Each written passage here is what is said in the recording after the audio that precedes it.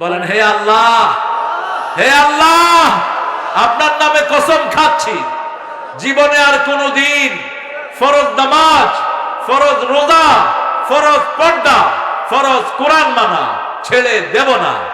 আমিন ইয়া রাব্বাল আলামিন। আরে সঙ্গীত শুনতে চায়, আর কি শুনতে চাও?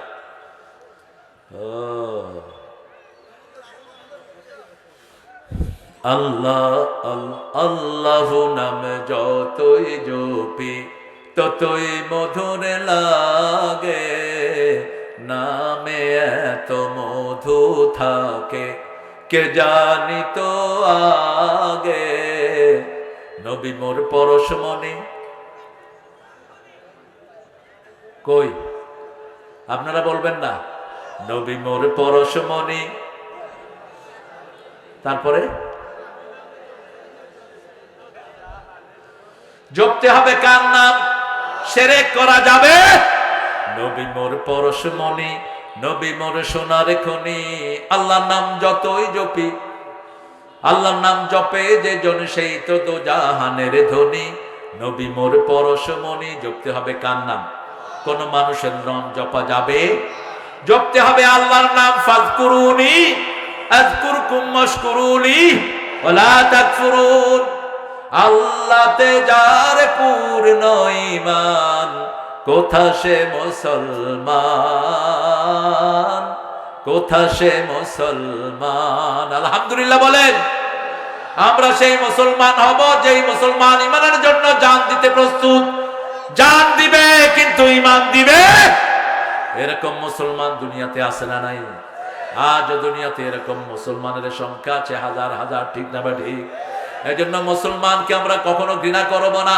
অন্য ভাইদেরকে ইসলামে আনবো, মসজিদে নেব, অন্য ভাইদেরকে ইসলামের দাওয়াত দেব, কারণ আর নিজের ভাইদেরকে বুকে টানবো। নামাজ আছে যেখানে ভালোবাসা, মসজিদে গেলে ভাইকে কাছে টানেন। এই যে মধ্যখানে যে ফাঁক রাখেন, এগুলোর কারণে আপনার ভিতর থেকে ভালোবাসা বিদায় হয়ে যায়। রাসূল বলেছেন ফাঁকগুলো বন্ধ করো। এটা আহলে হাদিসের জিনিস নয়, এটা সব নেওয়ার জিনিস, ঠিক কিনা? ইমাম আবু হানিফার ব্যাপারে আজেবাজে কথা বলে মানুষ, কারণ ওনার জীবনী মানুষ জানে না। এই মাহফিলটা প্রতি বছর হোক, আপনারা চান তো? চান তো? আমার 12টা বাজছে, আপনাদের কয়টা? এই ছেলেগুলো আমি নিষেধ করেছি এত রাতে আর মাহফিল করবা না, কারণ আপনারা যে কত ধৈর্যশীল, সারাদিন পরিশ্রম করার পরেও কোরআনের মহব্বতে এসে এখানে জমা হয়েছে, ঠিক কিনা? এই মহব্বতের ভ্যালুয়েশন যেন কমিটি দেয়। কমিটি সব সময় চিন্তা করে যত রাতে দিতে পারি ততই কত ভালো।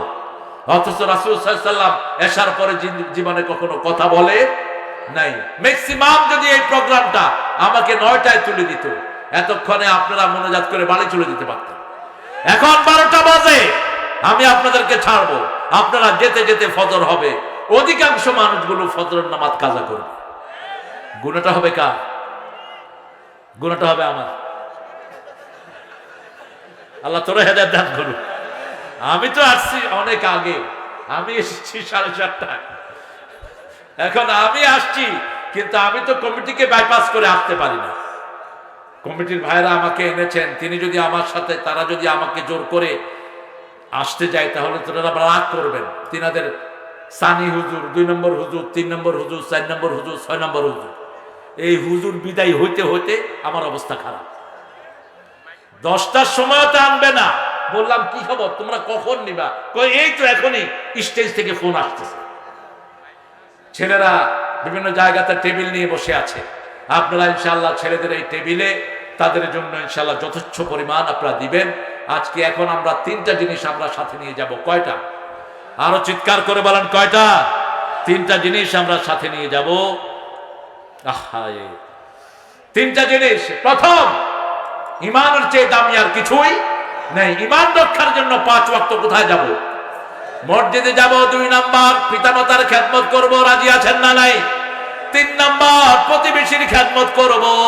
প্রতিবেশী যদি আমার বিরুদ্ধে শিকায়াত করে, আমি যত নামাজি লোক হই, আমার নামাজ আমাকে পার করতে পারবে?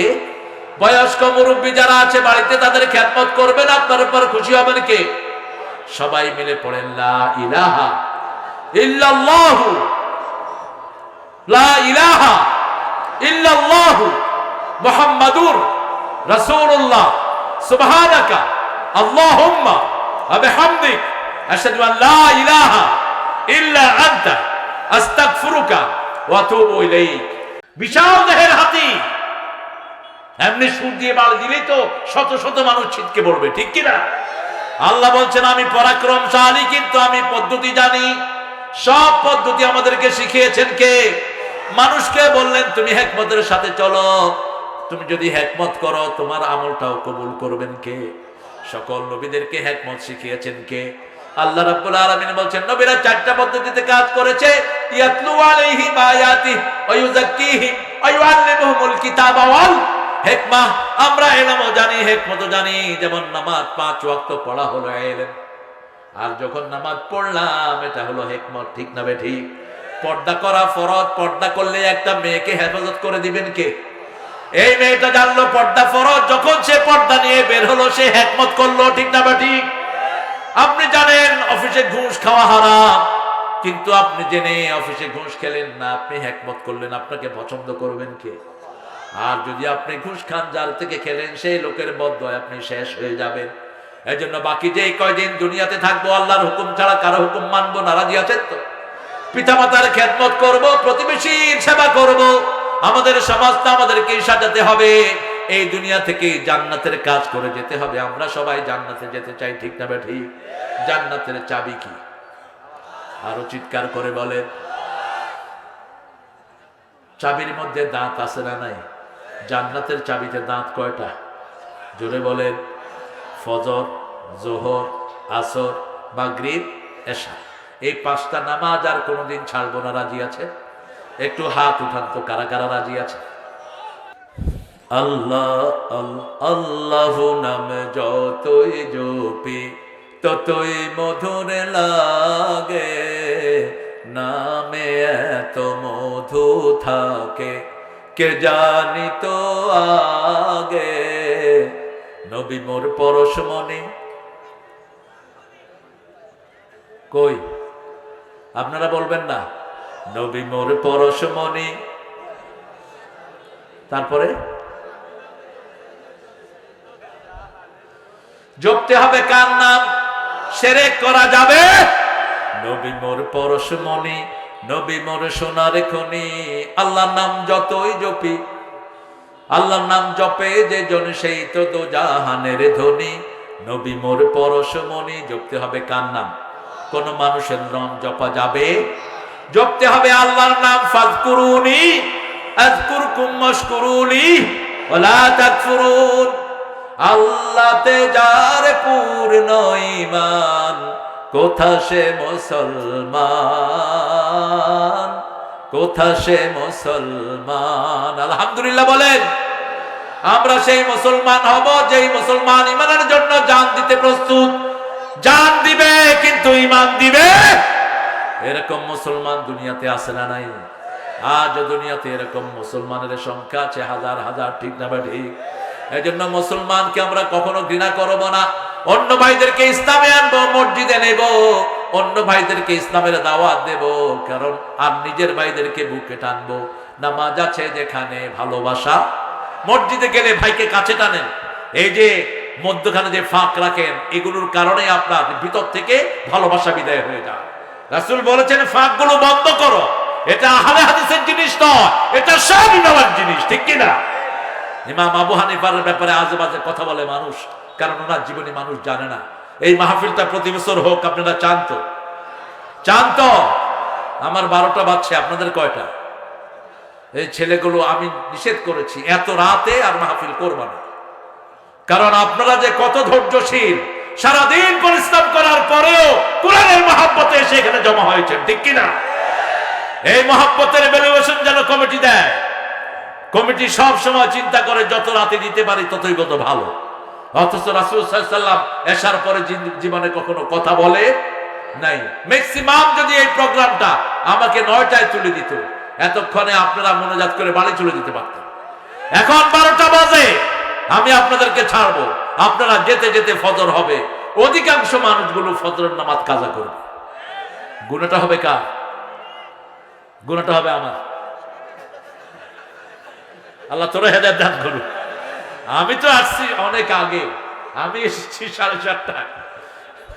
এখন আমি আসছি, কিন্তু আমি তো কমিটিকে বাইপাস করে আসতে পারি না। কমিটির ভাইরা আমাকে এনেছেন, তিনি যদি আমার সাথে, তারা যদি আমাকে জোর করে আসতে যায়, তাহলে তোরা রাগ করবেন। তিনাদের সানি হুজুর, 2 নম্বর হুজুর, 3 নম্বর হুজুর, 4 নম্বর হুজুর, 6 নম্বর হুজুর, এই হুজুর বিদায় হইতে হইতে আমার অবস্থা খারাপ। 10টার সময় তো আনবে না। বললাম কি খবর, তোমরা কখন নিবা? কই এই তো এখনই স্টেজ থেকে ফোন আসতেছে। ছেলেরা বিভিন্ন জায়গাতে টেবিল নিয়ে বসে আছে। আপনারা ইনশাআল্লাহ ছেলেদের এই টেবিলে তাদের জন্য ইনশাআল্লাহ যথেচ্ছ পরিমাণ আপনারা দিবেন। আজকে এখন আমরা 3টা জিনিস আমরা সাথে নিয়ে যাব। কয়টা? আরো চিৎকার করে বলেন কয়টা? 3টা জিনিস আমরা সাথে নিয়ে যাব। 3টা জিনিস। প্রথম, ইমানের চেয়ে দামি আর কিছুই নেই। ইমান রক্ষার জন্য 5 ওয়াক্ত কোথায় যাব? মসজিদে যাব। 2 নাম্বার, পিতামাতার খেদমত করব, রাজি আছেন না নাই? 3 নাম্বার, প্রতিবেশীর খেদমত করব। প্রতিবেশী যদি আমার বিরুদ্ধে শিকায়াত করে, আমি যত নামাজি লোক হই, আমার নামাজ আমাকে পার করতে পারবে? বয়স্ক মুরব্বী যারা আছে বাড়িতে, তাদের খেদমত করবেন। আপনার উপর খুশি হবেন কে? সবাই মিলে পড়েন লা ইলাহা ইল্লাল্লাহু, লা ইলাহা ইল্লাল্লাহু মুহাম্মাদুর রাসূলুল্লাহ, সুবহানাকা আল্লাহুম্মা ওয়া বিহামদিক, আশহাদু আন লা ইলাহা ইল্লা আনতা, আস্তাগফিরুকা ওয়া আতুবু ইলাইক।